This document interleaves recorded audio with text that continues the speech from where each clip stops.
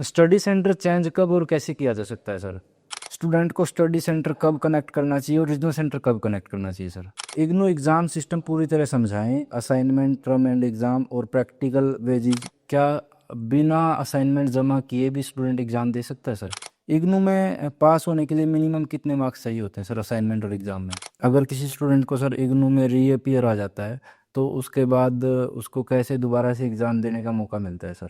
Hand written assignment होना ज़रूरी है सर, या फिर टाइप असाइनमेंट भी ले लेते हैं स्टडी सेंटर? असाइनमेंट जमा करने का मूड क्या होता है सर? ऑनलाइन असाइनमेंट जमा होती है या ऑफलाइन जमा होती है? अगर कोई स्टूडेंट सर असाइनमेंट जमा नहीं कर पाता है अपनी लास्ट डेट के अकॉर्डिंग, तो क्या वो दोबारा असाइनमेंट जमा कर सकता है सर? इग्नू डिग्री की वैल्यू और validity, IGNOU degree government job में वैलिड है या नहीं सर? इग्नू डिग्री से यूपीएससी, एसएससी या फिर स्टेट का कोई एग्ज़ाम अगर कोई बच्चा देना चाहे तो क्या वो जॉब के लिए अप्लाई कर सकता है सर? इग्नू असाइनमेंट में सर कौन से क्वेश्चन पेपर वैलिड होते हैं? क्या हर बार नए क्वेश्चन पेपर आते हैं जी, या फिर पुराने जो क्वेश्चन नहीं पेपर? क्या इग्नू एग्ज़ाम फॉर्म भरने के बाद अगर कोई स्टूडेंट अपना एग्ज़ाम सेंटर चेंज करना चाहे तो क्या पॉसिबल है सर? फेल होने के बाद स्टूडेंट को क्या स्ट्रेटेजी अपनानी चाहिए जिससे कि वो अपने एग्ज़ाम में इम्प्रूवमेंट करके पास हो जाए? इग्नू डिग्री विदेश में वैलिड है सर? इग्नू स्टूडेंट के लिए सक्सेसफुल बनने के लिए क्या क्या उसको डेली रूटीन में करना चाहिए? अगर कोई बच्चा अपनी बैचलर डिग्री कंप्लीट कर रहा है और उसने 3 साल के एग्ज़ाम नहीं दिए, अब वो एक साथ 3 साल के एग्ज़ाम देना चाहता है और वो एग्ज़ाम फॉर्म भर भी देता है, उसका हॉल टिकट आ भी जाता है, तो उसके बाद कई पेपर ऐसे होते हैं उसके सेम शिफ्ट में होते हैं। जैसे मॉर्निंग शिफ्ट में मान लो BPAC 131 भी है और BHIC 131 भी है, सेम डे है, सेम शिफ्ट है, तो उस कंडीशन में वो क्या कर सकता है? देखिए, मैंने अभी आप अगर कोई स्टूडेंट सर इग्नू में एडमिशन लेता है उसके बाद उसका फ़ोन और ईमेल दोनों से गुम हो जाते हैं और वो चाहता है कि मैं दोबारा से एडमिशन कंटिन्यू कर लूँ, लेकिन उसको उसका इनरोलमेंट नंबर नहीं मिल रहा, तो इनरोलमेंट नंबर ढूंढने का सही तरीका क्या है? क्या स्टडी सेंटर पर उसको इनरोलमेंट नंबर मिल सकता है या फिर उसको कहीं दूसरी जगह जाना पड़ेगा? स्टडी सेंटर इग्नू के स्टूडेंट को अलॉट होता है, वो किस दिन खुला मिलता है सर? कुछ प्रोग्राम ऐसे भी हैं जहाँ पर प्रोजेक्ट होता है, प्रोजेक्ट कैसे काम करता है, किस बच्चे को कब प्रोजेक्ट देना चाहिए, क्या क्या दिक्कतें आती हैं प्रोजेक्ट में, और प्रोजेक्ट से पहले सिनॉप्सिस होती है वो कैसी होती है, और गाइड का क्या तरीका होता है, उन चीज़ों के बारे में पूछना चाहता हूँ सर। सर सिनॉप्सिस क्या होता है और क्या अप्रूवल लेना कंपलसरी होता है? देखिए, अमन लिसन, इग्नू की हर जानकारी अब होगी बिल्कुल आसान। नमस्कार दोस्तों, आज हम मौजूद हैं इग्नू स्टडी सेंटर हिसार में, जो नॉर्थ इंडिया का सबसे बड़ा स्टडी सेंटर है। इग्नू से जुड़े सही और इम्पोर्टेंट सवाल जानने के लिए आज हमारे साथ कोऑर्डिनेटर सर हैं, जो हमें बताएंगे कि इग्नू में अगर कोई बच्चा एडमिशन लेता है उनको जो डाउट रहते हैं वो कैसे क्लियर करें, असाइनमेंट प्रोजेक्ट कहाँ कैसे जमा होते हैं, अगर किसी के असाइनमेंट में नंबर नहीं लगते हैं तो उनके नंबर कैसे लग सकते हैं, एग्ज़ाम में अगर कोई बच्चा फेल हो जाता है तो उसको दोबारा से पास करने का क्या तरीका है, मतलब बेसिक टू एडवांस सारे सवालों के जवाब आज सर हमें देंगे। सर नमस्कार, सबसे पहले आप अपना इंट्रोडक्शन दे दें और इग्नू में अपने रोल के बारे में भी बताएं।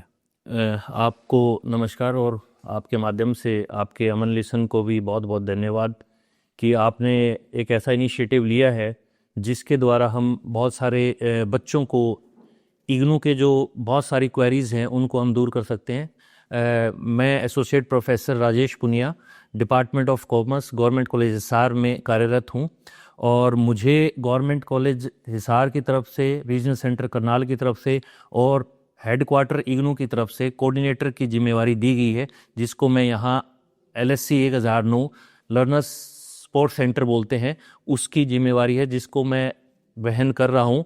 और किसी भी प्रकार की बच्चों से संबंधित जो भी क्वेरीज़ हैं वो मैं आपके माध्यम से आज कोशिश करूँगा कि सब सवालों का जवाब दूं, ताकि ज़्यादा से ज़्यादा बच्चों को इस चीज़ का जानकारी मिले और उनको सहयोग हम कर सकें अपने स्टडी सेंटर के थ्रू।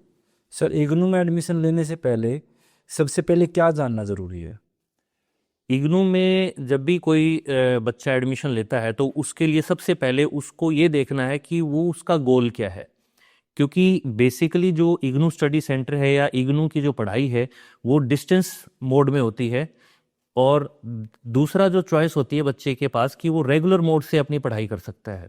रेगुलर पढ़ाई में उसको कॉलेज में भी जाना पड़ेगा, वहाँ की एक्टिविटीज़ में भी पार्टिसिपेट करना पड़ेगा, लेकिन इग्नू में वो बच्चा ना तो रेगुलर कॉलेज जा पाएगा और ना ही अलग एक्टिविटीज़ में पार्टिसिपेट कर पाएगा। लेकिन अगर उसका गोल डिस्टेंस एजुकेशन के थ्रू पढ़कर आगे की कंपटीशन की तैयारी करना चाहता है, या और भी घर की हो सकता है उसकी कोई प्रॉब्लम हो, तो उसकी बेसिक जो रिक्वायरमेंट है उसकी अपनी परिस्थिति देखनी पड़ेगी कि भी वो क्या रेगुलर को छोड़कर डिस्टेंस में जाकर आगे ग्रो कर पाएगा या नहीं कर पाएगा। तो वो बात ध्यान देने योग्य है।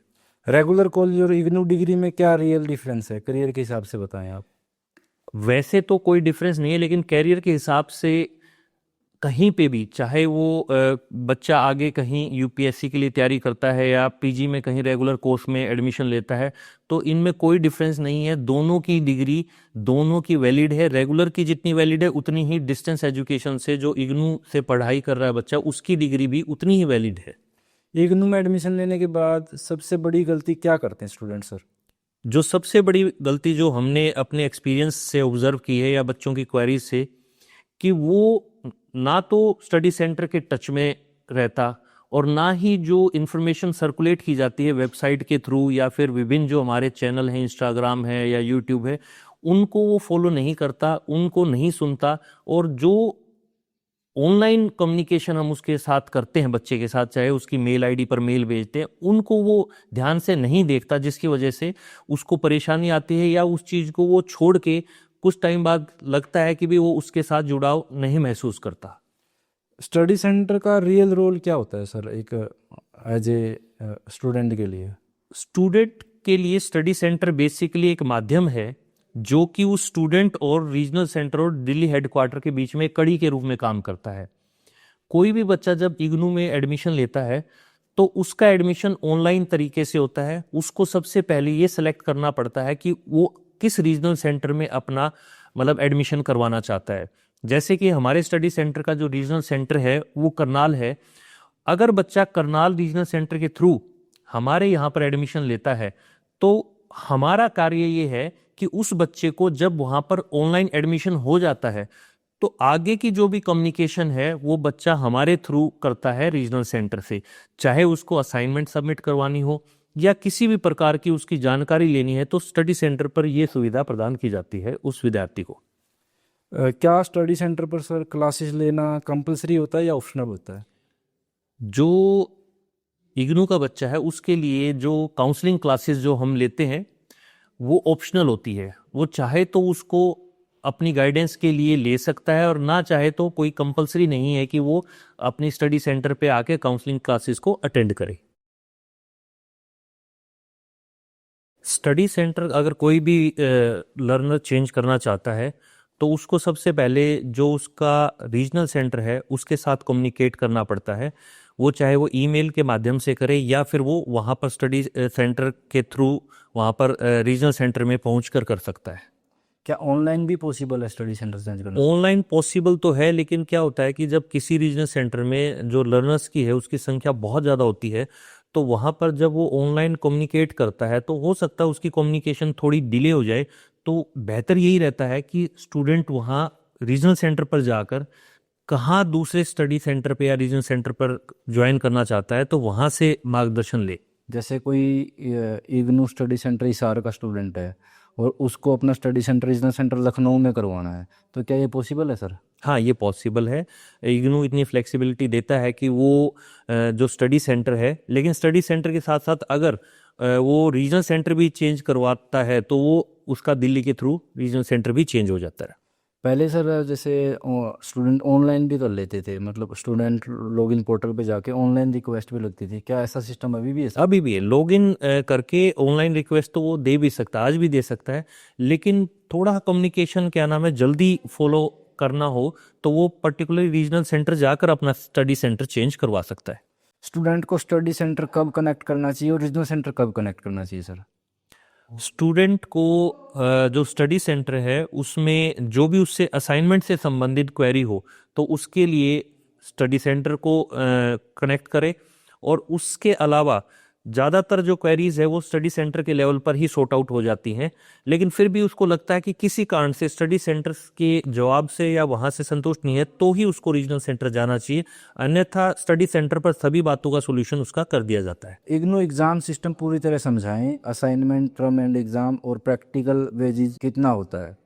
देखिए, जैसे इग्नू में एडमिशन 2 सेशन में होता है, एक जनवरी सेशन में होता है और एक जुलाई सेशन में होता है। तो जो जनवरी सेशन में विद्यार्थी एडमिशन लेता है तो उसको जो असाइनमेंट है वो उसको जमा करवानी होती है सितंबर के माह में, और उसके एग्ज़ाम होंगे वो दिसंबर के माह में होंगे। जब वो असाइनमेंट जमा करवाता है तो उसको उसी स्टडी सेंटर पर जमा करवानी पड़ती हैं जहां पर उसने एडमिशन लिया हुआ है, लेकिन एग्ज़ाम वो पूरे इंडिया में, पूरे भारतवर्ष में कहीं पे भी एग्ज़ाम सेंटर ऑप्ट कर सकता है, उसकी कोई बंदिश नहीं है। जिस एग्ज़ाम सेंटर का वो फॉर्म भरना चाहता है तो वो भर सकता है। और अगर उस विद्यार्थी ने जुलाई सेशन में एडमिशन लिया है तो उसकी जो असाइनमेंट जमा होती हैं वो मार्च के पहले संडे से शुरू हो जाती हैं और लगभग 1-1.5 महीने का समय मिलता है, लेकिन टाइम एक्सटेंड करते रहती है आपका हेडक्वार्टर। और उसके जो एग्ज़ाम होंगे, जिसने जुलाई में एडमिशन लिया है तो नेक्स्ट ईयर जून के शुरू में या अंत में उसके एग्ज़ाम्स होते हैं। कुछ प्रोग्राम सर ऐसे भी होते हैं जो सेमेस्टर बेस होते हैं, जैसे एमबीए हो गया, बीबीए वगैरह। हाँ, सेमेस्टर बेस होते हैं, तो उस सेमेस्टर बेस के अकॉर्डिंगली जैसे जिस सेमेस्टर में वो एडमिशन लेगा तो उस सेमेस्टर के शुरुआत में ही जो एनुअल वाली असाइनमेंट्स जमा होती हैं, बच्चा उन्हीं असाइनमेंट के साथ अपनी सेमेस्टर वाली असाइनमेंट भी जमा करवा सकता है। क्या बिना असाइनमेंट जमा किए भी स्टूडेंट एग्जाम दे सकता है सर? हाँ, स्टूडेंट बिना असाइनमेंट जमा किए भी एग्ज़ाम दे सकता है, लेकिन जब तक वो उस एग्ज़ाम की या उस कोर्स कोड की असाइनमेंट जमा नहीं करेगा तो उसकी डीएमसी में रिफ्लेक्ट नहीं किया होगा और उसके कोर्स को कंप्लीट नहीं माना जाएगा। इग्नू में पास होने के लिए मिनिमम कितने मार्क्स चाहिए होते हैं सर असाइनमेंट और एग्जाम में? असाइनमेंट में जो यूजी है उसके लिए 35 नंबर हैं और पीजी के लिए जो है वो 40 नंबर है। और जो डिप्लोमा प्रोग्राम है सर उसमें भी आपके क्या नाम है 35 हैं पासिंग मार्क्स। और जो 50 नंबर के एग्जाम होते हैं सर उसके लिए? एग्ज़ाम 100 नंबर के होते हैं। अगर असाइनमेंट भी 100 नंबर की है और एग्ज़ाम भी आपका 100 नंबर का ही होता है। एग्जाम ऐसे होते हैं सर जो 50 नंबर के होते हैं, जैसे पीजी। वो प्रोपोर्शनेट फिर उसके क्या है कम हो जाते हैं। जैसे अगर पासिंग मार्क्स वहाँ पर 100 के अगेंस्ट 35 हैं तो उसमें 50 के अगेंस्ट जो है वो 20 मार्क्स पे सीमित हो जाता है। अगर किसी स्टूडेंट को सर इग्नू में रीअपीयर आ जाता है तो उसके बाद उसको कैसे दोबारा से एग्ज़ाम देने का मौका मिलता है सर? अगर किसी विद्यार्थी के रीअपीयर आ जाती है तो वो नेक्स्ट सेमेस्टर में या नेक्स्ट सेशन में साथ ही साथ रीअपीयर का फॉर्म भरकर अपने एग्ज़ाम दे सकता है, चाहे वो बेशक एनुअल सिस्टम का पार्ट हो। लेकिन जैसे ही मान लो उसकी जून के सेशन में रीअपीयर आ गई तो वो जनवरी के सेशन में अपना रीअपीयर का एग्ज़ाम दे सकता है। अब हम सर असाइनमेंट से जुड़े कुछ सवाल पूछना चाहते हैं आपसे। हैंड रिटन असाइनमेंट होना ज़रूरी है सर, या फिर टाइप असाइनमेंट भी ले लेते हैं स्टडी सेंटर? असाइनमेंट केवल और केवल हैंड रिटन ही होनी चाहिए। विद्यार्थी के समय की मतलब हैंड राइटिंग में हम उसको एक्सेप्ट करते हैं। टाइप असाइनमेंट टाइप या फोटोकॉपी या कलर्ड फोटोकॉपी एक्सेप्ट नहीं की जाती हमारे स्टडी सेंटर पे, किसी पे भी नहीं की जाती, हमारे नहीं किसी भी स्टडी सेंटर पे नहीं की जाती। असाइनमेंट कौन से पेज यूज़ करके बनानी होती है सर? असाइनमेंट के लिए जैसे मेरे पास एक फॉर्मेट है या एक सैंपल है जो मैं आप लोगों को दिखाना चाहता हूँ। जो सिंपल लाइन वाले पेजेस हैं उनकी असाइनमेंट आप बना सकते हैं। और कोई भी असाइनमेंट जब बनाई जाती है तो 2-3 बातों का विशेष ध्यान रखना है किसी भी विद्यार्थी को। जो इसका फ्रंट पेज है वो हर स्टडी सेंटर अपना अलग तरीके के फॉर्मेट पे फ्रंट पेज रखता है।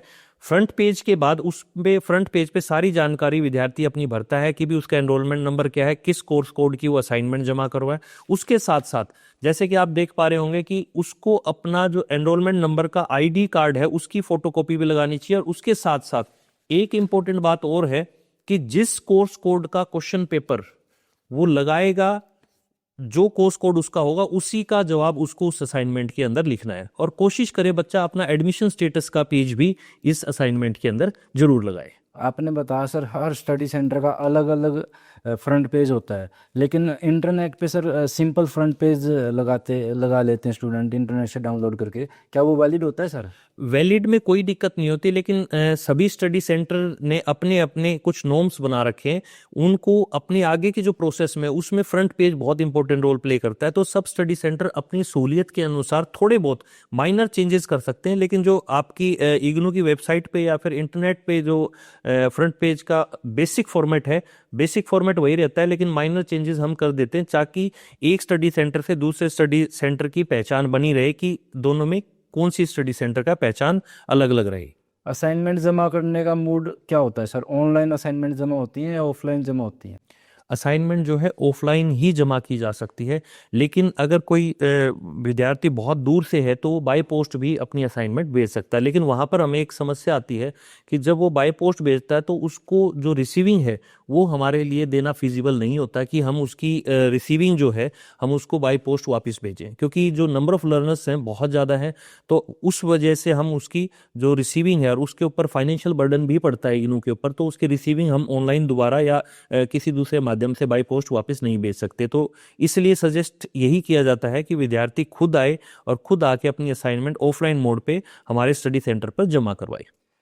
सभी स्टडी सेंटर सर ऑफलाइन ही असाइनमेंट लेते हैं या फिर कुछ स्टडी सेंटर ऐसे भी हैं जो ऑनलाइन भी लेते हैं? नहीं, जो है लगभग क्या सारे के सारे स्टडी सेंटर ऑफलाइन मोड में ही असाइनमेंट एक्सेप्ट करते हैं। जैसे दिल्ली 1, दिल्ली 2, दिल्ली 3 या फिर जो मतलब दिल्ली नोएडा की साइड चले जाएं तो कुछ रीजनल सेंटर ऐसे भी हैं जो गाइडलाइन ऑनलाइन की निकाल देते हैं। जैसे दिल्ली 3 की अभी लेटेस्ट गाइडलाइन आई है। कुछ कोर्सेज ऐसे हैं कि जिसमें बच्चा ऑनलाइन भी सबमिट कर देता है, लेकिन उसका कोर्स वो ऑनलाइन का ही होता है, तो वो ऑनलाइन उसको पीडीएफ बना के उसको अपलोड करता है। लेकिन हमारे यहाँ स्टडी सेंटर पर जो भी कोर्सेज हैं वो सभी एक तरीके से ऑफलाइन मोड से ही हम असाइनमेंट एक्सेप्ट करते हैं।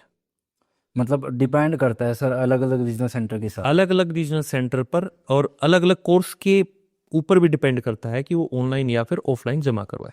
असाइनमेंट सबमिट करने की लास्ट डेट क्या होती है सर? इसका बड़ा कंफ्यूजन रहता है स्टूडेंट को। देखिए, जो यूजुअली क्या होता है कि हेडक्वार्टर दिल्ली हेडक्वार्टर के द्वारा असाइनमेंट शुरू कब होंगी जमा करनी और उसका लास्ट डेट कब होगी, वो दोनों ही क्या है आपके होते हैं, तो वो चीज़ उसके ऊपर मिलती है। अगर कोई स्टूडेंट सर असाइनमेंट जमा नहीं कर पाता है अपनी लास्ट डेट के अकॉर्डिंग, तो क्या वो दोबारा असाइनमेंट जमा कर सकता है सर? देखिए, जैसे कि इग्नू हेडक्वार्टर के द्वारा कुछ निर्देश जारी होते हैं कि जनवरी के सेशन की जो असाइनमेंट है वो 1 सितंबर से लेके 31 सितंबर तक जमा होती हैं, और समय रहते वो अलग अलग क्या है टाइमिंग्स को बढ़ा देते हैं, और जो आपका जुलाई का सेशन है उसके लिए 1 मार्च से लेके 31 मार्च होती है।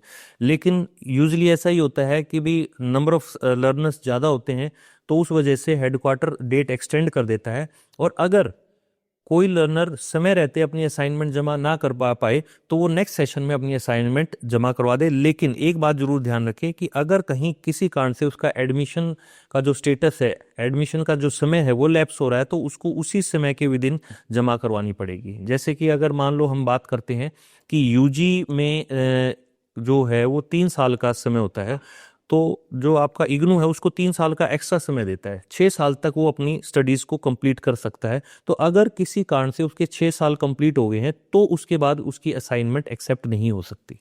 अगर किसी स्टूडेंट को सर असाइनमेंट में मार्क्स कम आए या फिर वो अपना रीचेक करवाना चाहे इम्प्रूवमेंट के लिए, तो क्या पॉसिबल है सर असाइनमेंट में? देखिए, असाइनमेंट की रीचेकिंग पॉसिबल नहीं होती है, ऐसा कोई रूल नहीं है, लेकिन फिर भी हम स्टूडेंट्स की सुविधा के लिए कहते हैं कि भी जब असाइनमेंट का जो रिजल्ट उसका आ जाए तो विद इन 3 मंथ्स वो स्टडी सेंटर आके अपनी असाइनमेंट चेक कर सकता है। अगर कहीं किसी कारणवश, वैसे होता नहीं है, लेकिन किसी क्लैरिकल मिस्टेक या किसी ऐसे कारण की वजह से जो अनअवॉइडेबल था, उस बच्चे के मार्क्स ऊपर नीचे हो गए हैं, तो वो हम यहाँ पर चेंज कर देते हैं और उसको डिस्क्रिपेंसी में करनाल भेज देते हैं और उसके आगे वो चेंज हो जाते हैं। असाइनमेंट मार्क्स फाइनल रिजल्ट में कितना इम्पैक्ट डालते हैं सर? देखो, अगर जहाँ तक मार्क्स की बात करें तो जो थ्योरी है उसको 70% में कवर किया जाता है और असाइनमेंट को 30% में। लेकिन परसेंटेज जितनी इंपॉर्टेंट 70 में है उतनी इंपॉर्टेंट 30 में भी है, तो कहीं ना कहीं टोटल 100% में उस बच्चे की जो मार्क्स की बढ़ोतरी है वो असाइनमेंट में भी उतना इंपॉर्टेंट है जितना आपके थ्योरी में। इग्नू डिग्री की वैल्यू और validity, IGNOU degree government job में वैलिड है या नहीं सर? 100% वैलिड है। एक ये मिथ है, धारणा है या मिसकंसेप्शन है लोगों के बीच में कि इग्नू की जो डिग्री है वो वैलिड नहीं है। इग्नू पूरे इंडिया ना पूरे देश में के अलावा पूरे भारतवर्ष से बाहर भी क्या है वैलिड डिग्री के रूप में जाना जाता है इसको। प्राइवेट सेक्टर में इग्नू डिग्री को कैसे देखते हैं सर? प्राइवेट सेक्टर में डिपेंड करता है कि भी किस तरीके की सेक्टर में वो विद्यार्थी जाना चाहता है। थोड़ी ही अवेयरनेस की कमी है प्राइवेट सेक्टर में भी, लेकिन धीरे धीरे हम लोग भी एडवर्टीजमेंट के माध्यम से या फिर जो कॉर्पोरेट सेक्टर है उन तक ये इन्फॉर्मेशन पहुंचाते रहते हैं कि जो इग्नू से जो डिग्री करता है वो विद्यार्थी उतनी ही काबिल है या उतना ही वैलिड उसकी डिग्री है जितनी एक रेगुलर मोड से है। इग्नू डिग्री से यूपीएससी, एसएससी या फिर स्टेट का कोई एग्ज़ाम अगर कोई बच्चा देना चाहे तो क्या वो जॉब के लिए अप्लाई कर सकता है सर?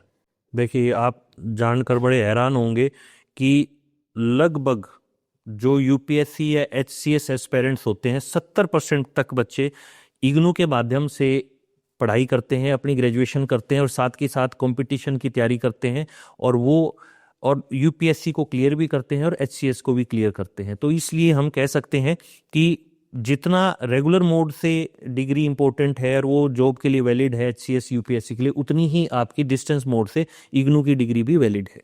इग्नू में सर जो एग्ज़ाम का और असाइनमेंट का रिजल्ट इतना लेट क्यों आता है? वैसे तो जो एग्ज़ाम का रिजल्ट है उसमें 45 दिन की डेडलाइन है, उनको विद इन 45 डेज अपना रिजल्ट डिक्लेयर करना होता है। लेकिन कई बार कुछ प्रशासनिक कारण हो सकते हैं या फिर कोई ऐसा अनअवॉइडेबल कारण हो सकता है जिसकी वजह से डिले हो जाता है।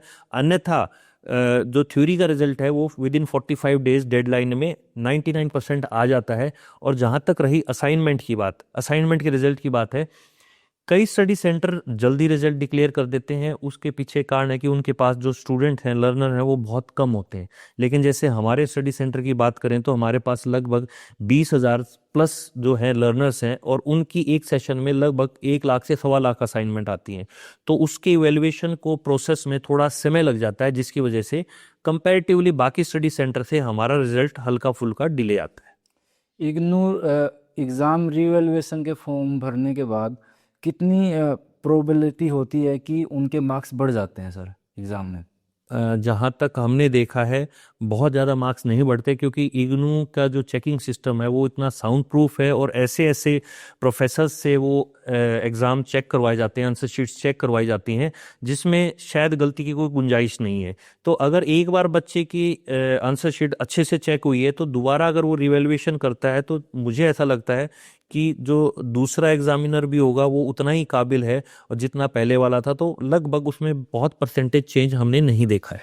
अगर किसी स्टूडेंट ने सर एग्ज़ाम पास कर दिया है, उसको 40 नंबर आ गए हैं, लेकिन वो संतुष्ट नहीं है, तो क्या वो एग्ज़ाम उस सब्जेक्ट का दोबारा दे सकता है सर?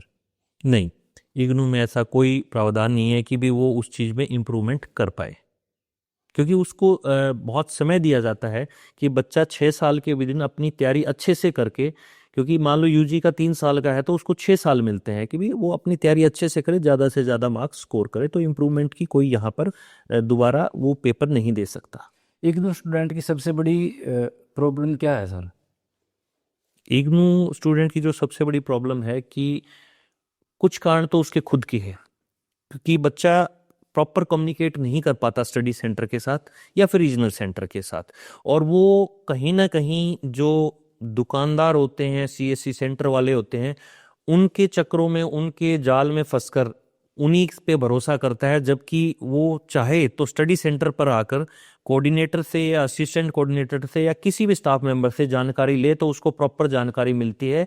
और जिसकी वजह से क्या है, देखा गया है कि स्टूडेंट घूमते रहते हैं दुकानदारों के पास, लेकिन स्टडी सेंटर तक उनकी पहुंच नहीं हो पाती। स्टूडेंट सबसे ज़्यादा किस चीज़ को लेके ज़्यादा कन्फ्यूजन में रहते हैं सर? जो सबसे बड़ा कंफ्यूजन है वो असाइनमेंट से संबंधित होता है, क्योंकि उसको ये समझ नहीं आता कि कौन सा क्वेश्चन पेपर उसको यहाँ लगाना है, कौन सा नहीं लगाना, कौन सा माध्यम इंग्लिश है, हिंदी है।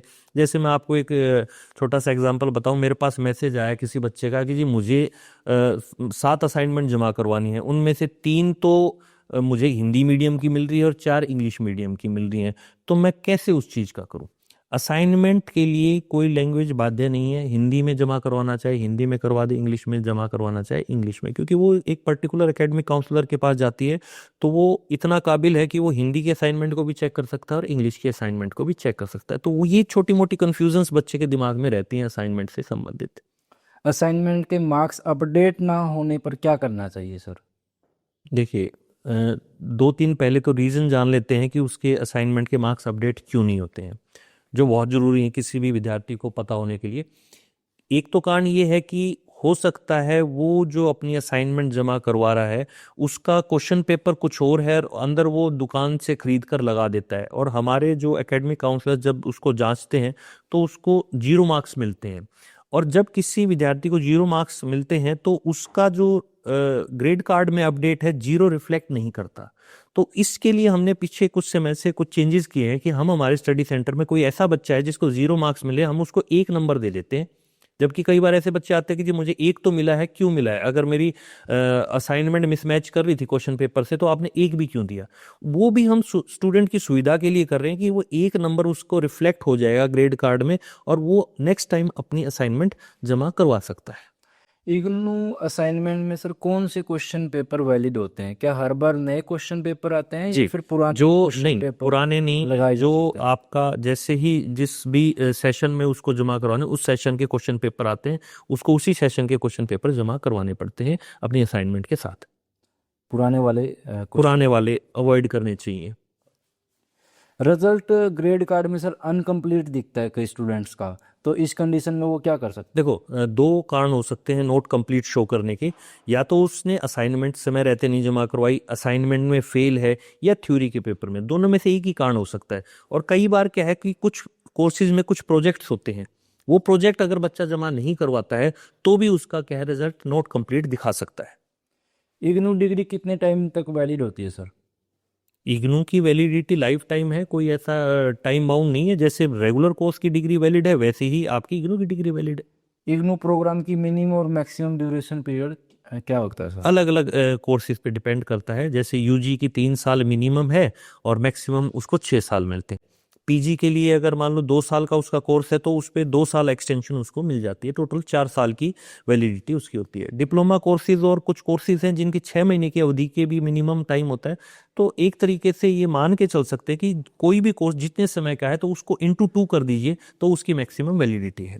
मैक्सिमम ड्यूरेशन क्रॉस हो जाए तो क्या किया जाए सर? स्टूडेंट अगर अपना मैक्सिमम ड्यूरेशन पीरियड ख़त्म कर ले तो उसके बाद क्या पॉसिबिलिटी है? क्या वो उसका देखो, जैसे हाँ, कई बार देखने में आता है कि बच्चा जो मैक्सिमम वैलिडिटी है उसमें अपना कोर्स कंप्लीट नहीं कर पाता, और ये दोबारा एक लैक ऑफ अवेयरनेस है बच्चों में। वो सोचते हैं कि हमारे 6 साल बर्बाद हो गए। लेकिन इग्नू इतना ज़्यादा फ्लेक्सिबल सिस्टम प्रदान करता है स्टूडेंट को कि वो स्टूडेंट दोबारा एडमिशन लेके उसी कोर्स में, लेकिन एक शर्त है कि उस विद्यार्थी को उसी कोर्स में वही कोर्स कोड को अप्लाई करना पड़ेगा, वही पेपर अप्लाई करने पड़ेंगे, और दोबारा अप्लाई करने के बाद जो पेपर उसके क्लियर हो चुके हैं, जिसमें थ्योरी और असाइनमेंट दोनों क्लियर होनी चाहिए, उनके क्रेडिट ट्रांसफर करवा सकता है। और वो क्रेडिट ट्रांसफर होते ही जो बाकी बचे हुए पेपर हैं या असाइनमेंट है वो अपने उस क्रेडिट ट्रांसफर के थ्रू, नए एडमिशन के थ्रू कंप्लीट कर सकता है मिनिमम टाइम में।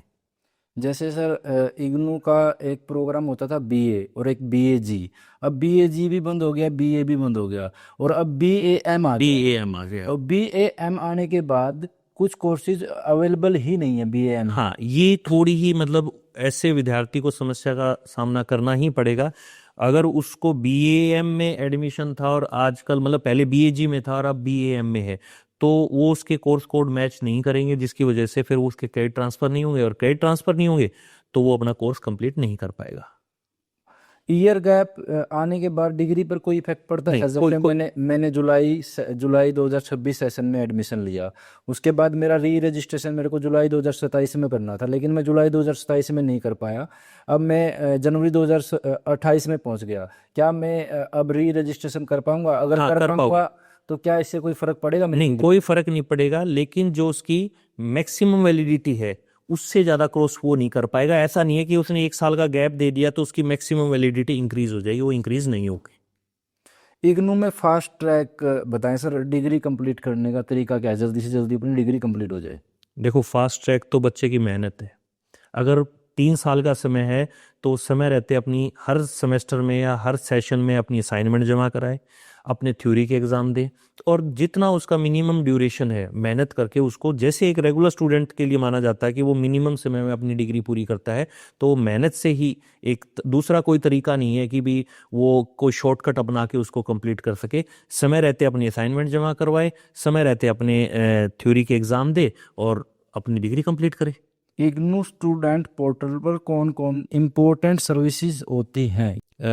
इम्प्रूवमेंट की तो आप ये नहीं कह सकते कि भाई इम्प्रूवमेंट की कोई सुविधा है, लेकिन बच्चा ऑनलाइन माध्यम से, पोर्टल के माध्यम से बहुत सारी जानकारियां ले लेता है और उसकी क्वेरीज, ग्रीवेंसेस भी ऑनलाइन मोड के थ्रू क्या है वो हमारे पास फॉरवर्ड कर दी जाती है रीजनल सेंटर के द्वारा। और फिर कई बार हम ऑनलाइन माध्यम से ही बच्चे से कम्युनिकेट करते हैं उसकी ग्रीवेंस को दूर करने के लिए।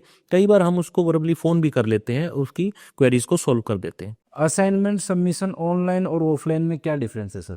ऑफलाइन और ऑनलाइन में अब बच्चों को ये भी लगता है कि ऑनलाइन का मतलब ये है कि वो बाय पोस्ट भेज रहा है, ये ऑनलाइन मोड नहीं होता है। कुछ कोर्सेज जैसे एमबीए आदि कोर्सेज में ऑनलाइन असाइनमेंट का ऑप्शन है, तो उसमें बच्चा क्या करता है कि अपनी असाइनमेंट बनाता है और ऑनलाइन ही पीडीएफ के थ्रू पोर्टल के ऊपर अपलोड कर देता है और वो रीजनल सेंटर से जो भी कंसर्न स्टडी सेंटर होता है उसको फॉरवर्ड कर दी जाती है और वो हम एकेडमिक काउंसलर को ऑनलाइन ही फॉरवर्ड कर देते हैं। वो उसको ऑनलाइन चेक करके उसका मार्क्स हमें प्रोवाइड कर देता है और वो हम आगे फॉरवर्ड कर देते हैं।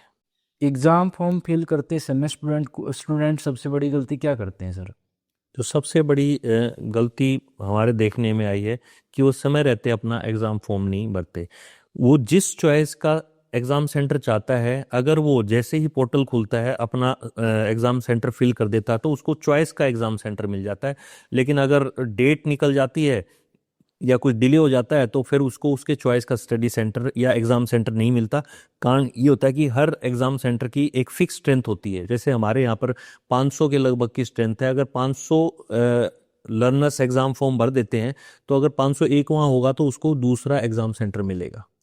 क्या इग्नू एग्ज़ाम फॉर्म भरने के बाद अगर कोई स्टूडेंट अपना एग्ज़ाम सेंटर चेंज करना चाहे तो क्या पॉसिबल है सर? देखिए, पिछले साल तक तो ये सुविधा अवेलेबल थी, लेकिन जब से स्मर्थ पोर्टल के ऊपर एग्ज़ाम फॉर्म भरवाए जा रहे हैं उसके बाद उसका एग्ज़ाम सेंटर चेंज करने की कोई सुविधा नहीं दी गई है। स्टूडेंट इग्नू में फेल होते हैं जबकि एग्ज़ाम इजी होता है, इस बारे में आप क्या? एक बार फिर वही है कि भी अगर जो मेहनत का कोई सब्स्टिट्यूट नहीं होता है, तो अगर बच्चा मेहनत करता है तो मुझे ऐसा लगता है कि कोई भी विद्यार्थी फेल नहीं होगा। अगर वो अपने कोर्स को अच्छे से पढ़ेगा, उसकी समझ लेके लिखेगा, तो कहीं कोई ऐसा कारण मुझे दिखता नहीं कि भी वो एग्ज़ाम में फेल हो। बस एक थोड़ा वो इजी वे ले लेता है कि भी वो रेगुलर मोड में नहीं है, उसके ऊपर कोई फोर्स करने वाला नहीं कि आप पढ़ो या आप एग्ज़ाम के लिए तैयारी करो, तो ये एक रीज़न हो सकता है। लेकिन मुझे जहाँ तक जानकारी या देखने में भी आया कि इग्नू का जो स्टूडेंट है वो ज़्यादा सिंसियर है इन कंपैरिजन टू अपनी पढ़ाई के बारे में, in compare to regular students. Assignment और एग्ज़ाम दोनों में पास होना ज़रूरी क्यों है सर?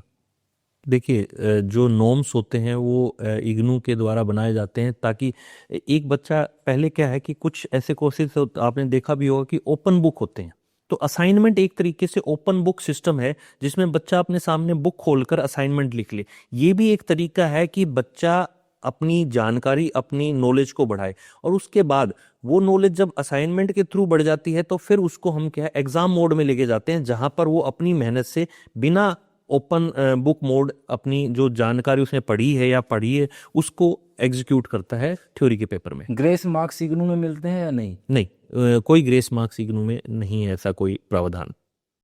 फेल होने के बाद स्टूडेंट को क्या स्ट्रेटेजी अपनानी चाहिए जिससे कि वो अपने एग्ज़ाम में इम्प्रूवमेंट करके पास हो जाए? देखिए, अगर कोई भी विद्यार्थी फेल होता है तो पहले तो हम उम्मीद करें कि भी जब इग्नू में एग्ज़ाम बच्चा दे रहा है तो मेहनत करके ही दे रहा है, क्योंकि वो इतना अवेयर है कि भाई वो और चीज़ों के साथ साथ अपनी एग्ज़ाम की तैयारी कर रहा है। तो सिर्फ एक ही तरीका है कि वो दोबारा अपने कोर्स को अच्छे से उसका अध्ययन करे, अपनी नॉलेज को अपडेट करे। अगर किसी कारण से जो वो फेल हुआ है तो वो अपनी कमियां ढूंढे और मेहनत करके नेक्स्ट जो सेमेस्टर है या एग्ज़ाम है उसमें अपना रीअपेयर क्लियर कर सकता है। इग्नू डिग्री के बाद कौन कौन से करियर ऑप्शन अवेलेबल होते हैं सर?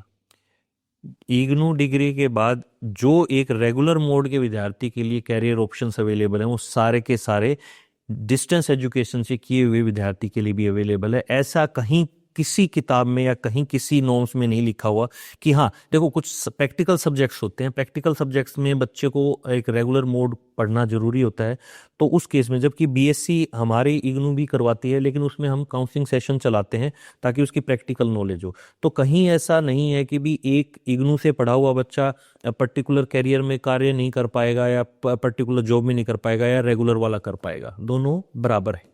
इग्नू डिग्री विदेश में वैलिड है सर? जी 100% वैलिड है, क्योंकि बहुत सारे ऐसे बच्चे आते हैं जो हमारे से ये सर्टिफिकेट बनवा के लेके जाते हैं, क्योंकि उनको वहाँ पर ज़रूरत होती है। तो उन्होंने आके कई बार बताया भी कि जी जो इम्पोर्टेंस रेगुलर कोर्स की थी या अदर यूनिवर्सिटीज़ की थी, उससे ज़्यादा लोग इग्नू को बाहर देशों में जानते हैं।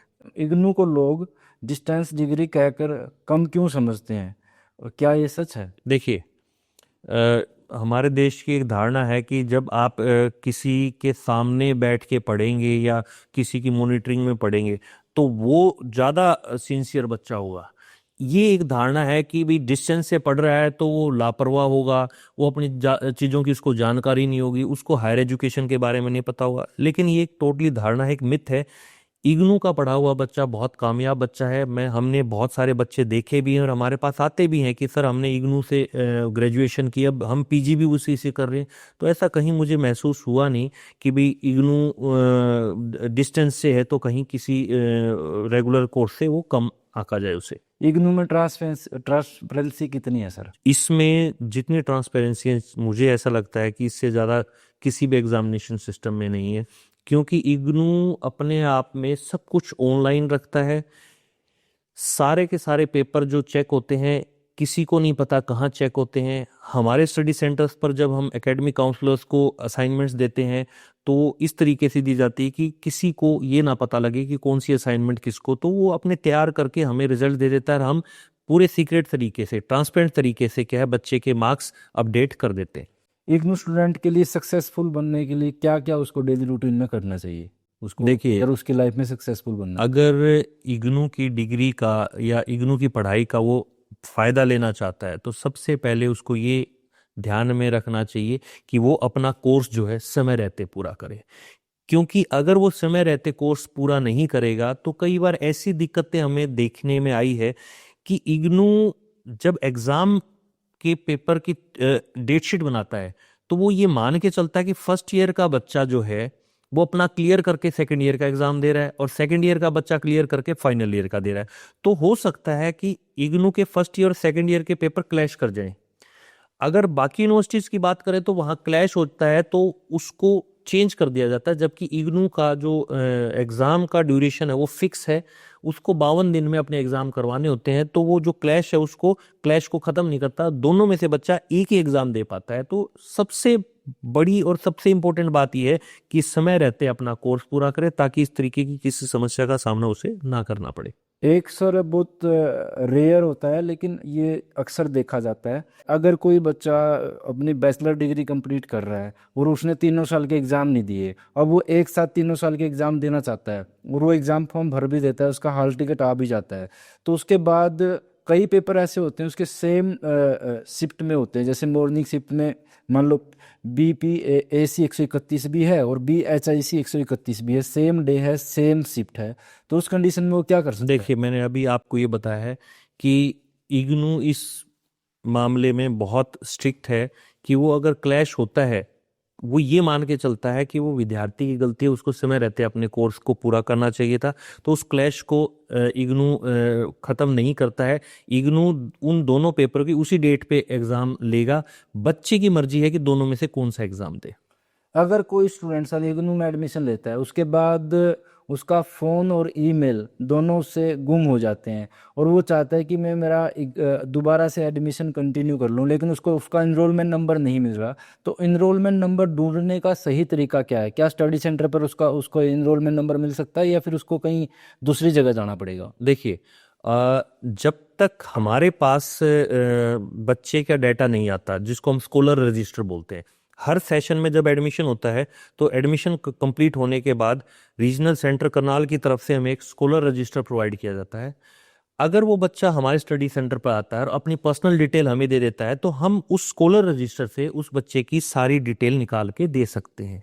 लेकिन इसके साथ साथ एक सजेशन और दी जाती है कि अगर उसकी मेल आईडी कुछ मिस हो गई है, वो मिस तो हम बता सकते हैं कि आपकी मेल आईडी कौन सी थी। अगर उसका पासवर्ड गुम हो गया है या कोई भी ऐसा रीज़न हो और वो अपनी मेल आईडी चेंज करवाना चाहता है तो उसके लिए विद्यार्थी को रीजनल सेंटर करनाल ही बात करनी पड़ेगी, चाहे वो फिजिकल फॉर्म में जाए ऑनलाइन भी वो उसकी ग्रीवेंस डाल सकता है, लेकिन यहाँ पर जैसे स्टूडेंट्स का लोड ज़्यादा है तो हो सकता है उसमें थोड़ा समय लग जाए। तो बेहतर ये होगा कि स्टूडेंट जाके करनाल अपनी ईमेल आईडी चेंज करवा ले। वो जाते ही एक एप्लीकेशन का फॉर्मेट है वो देंगे और उसके ईमेल चेंज कर देते हैं। क्या सर इग्नू में एडमिशन लेने के बाद स्टूडेंट को जो स्टडी सेंटर अलॉट होता है उसको उस पर एक बार उसे जाना चाहिए, ये कंपलसरी है? जरूर जाना चाहिए, और हम इस चीज़ के लिए हर सेशन में इंडक्शन मीटिंग रखते हैं और बच्चों को मेल के द्वारा भी उनको बताया जाता है कि इस दिन को इंडक्शन मीटिंग है। और इंडक्शन मीटिंग में आके बच्चा पता तो रहे उसको कि भी क्या क्या क्या स्टडी सेंटर है, क्या उसकी कार्यशैली है। तो ये जरूरी है कि एक बार जरूर स्टडी सेंटर पर वो विजिट करे और कोऑर्डिनेटर से नहीं अन्य स्टाफ मेंबर से मिले, ताकि आने वाले टाइम में उसको 3 साल या 6 साल जितना भी समय उसका कोर्स का है उस स्टडी सेंटर से जुड़े रहना है, तो उसके बारे में उसको जरूर पता होना चाहिए, जरूर विजिट करना चाहिए। स्टडी सेंटर इग्नू के स्टूडेंट को अलॉट होता है, वो किस दिन खुला मिलता है सर? देखिए, यूजुअली जो नॉर्म्स हैं और जो प्रोटोकॉल है उसके हिसाब से सिर्फ और सिर्फ संडे को इग्नू स्टडी सेंटर खुला रहता है। हमारा जो LSC 1009 है गवर्नमेंट कॉलेज हिसार में, वो संडे को ओपन रहता है। लेकिन जैसे मैं यहाँ पे ही एसोसिएट प्रोफेसर हूँ, तो मैं बच्चों की सुविधा के लिए सातों के सातों दिन, जैसे 6 दिन जो हमारे वर्किंग होते हैं खाली पेड में, मैं मेरे ऑफिस में ही बैठता हूँ कि अगर फिर भी कोई बच्चा आना चाहे, क्योंकि बहुत दूर दूर से बच्चे आते हैं, और अगर वो किसी वीक डेज में आता है और उसको यहाँ कोई सही तरीके से गाइडेंस ना मिले तो मायूस होके ना जाए। तो इसलिए मैं वीक डेज में भी खाली पेड में यहाँ आकर मैं बच्चों की क्वेरीज लेता हूँ। अन्यथा सिर्फ संडे को स्टडी सेंटर हमारा खुलता है। अब सर हम बात कर लेते हैं प्रोजेक्ट के बारे में। कुछ प्रोग्राम ऐसे भी हैं जहाँ पर प्रोजेक्ट होता है। प्रोजेक्ट कैसे काम करता है, किस बच्चे को कब प्रोजेक्ट देना चाहिए, क्या क्या दिक्कतें आती हैं प्रोजेक्ट में, और प्रोजेक्ट से पहले सिनॉप्सिस होती है वो कैसी होती है, और गाइड का क्या तरीका होता है, उन चीज़ों के बारे में पूछना चाहता हूँ सर। देखिए, बहुत अच्छा सवाल आपने ये प्रोजेक्ट के बारे में किया, क्योंकि जैसा हम देखते हैं कि जो प्रोजेक्ट से संबंधित है वो बच्चा बहुत ज़्यादा जागरूक नहीं है। उसको बहुत सारी समस्याओं का सामना करना पड़ता है। उसको ये नहीं पता कि भी मैं साइनॉप्सिस या इस प्रोजेक्ट के ऊपर कैसे काम करूं। तो उसके लिए मैं कुछ बेसिक सी बातें बताना चाहूँगा। जैसे MCOM है, MBA है, MSc ज्योग्राफी है, इन सभी में प्रोजेक्ट बनाया जाता है, बच्चे को बनाना पड़ता है। तो सबसे पहले जो एक स्टूडेंट की जिम्मेवारी है वो अपने स्टडी सेंटर पर आए और स्टडी सेंटर पर आकर उस प्रोजेक्ट से संबंधित जानकारी ले। वैसे तो ऑनलाइन इग्नू की वेबसाइट पर कोई भी प्रोजेक्ट है उससे संबंधित डिटेल में पॉइंट वाइज एक्सप्लेन किया हुआ है कि उस प्रोजेक्ट को किस तरीके से उसको परस्यू करना। लेकिन फिर भी हमारे पास अगर बच्चा आता है तो हम उसको सैंपल दिखा देते हैं कि इस तरीके से आपको साइनॉप्सिस तैयार करनी है। एक रिसर्च वर्क है तो उसमें वही इंट्रोडक्शन है, वही आपकी रिसर्च मेथोडोलॉजी है, और जो स्टेप्स एक रिसर्च के लिए होते हैं वो सारे सारे करने पड़ते हैं। और बच्चा जब वो साइनॉप्सिस के लिए पूछता है कि भी मैं कैसे बनाऊं, तो हम कोशिश करते हैं कि हमारे यहाँ पर बहुत सारे काबिल प्रोफेसर हैं, उनके पास हम भेज देते हैं कि वो उनको गाइड के रूप में क्या एक्सेप्ट करें, वो उनको एज ए स्कॉलर के रूप में एक्सेप्ट करें। उसके लिए हमने कुछ नॉर्म्स बना रखे हैं कि कोई भी एक ऐसा टीचर जो कॉलेज में पढ़ा रहा है उसको 5 साल का एक्सपीरियंस हो। वैसे तो उसमें एक कंडीशन ये है कि उसको एकेडमिक काउंसलर होना चाहिए, लेकिन नंबर ऑफ लर्नर्स बहुत ज़्यादा हैं, तो इसलिए इग्नू करनाल से जैसे हमारी बात हुई तो उन्होंने थोड़ा फ्लेक्सिबल किया हुआ कि जिस टीचर को 5 साल का एक्सपीरियंस है और कॉलेज कैडर में है तो वो एक बच्चे को गाइड कर सकता है। तो वो बच्चा उस अपने गाइड के पास जाए, सिनॉप्सिस के बारे में पूछे, प्रोजेक्ट के बारे में पूछे, कोई एक टॉपिक सेलेक्ट करे जो करंट टॉपिक हो, जिसमें कम से कम पहले रिसर्च हुई हो, और उस टॉपिक के ऊपर गाइड की मदद से, गाइड से जानकारी लेकर उस टॉपिक पर अपना कार्य करे और साइनॉप्सिस तैयार करे।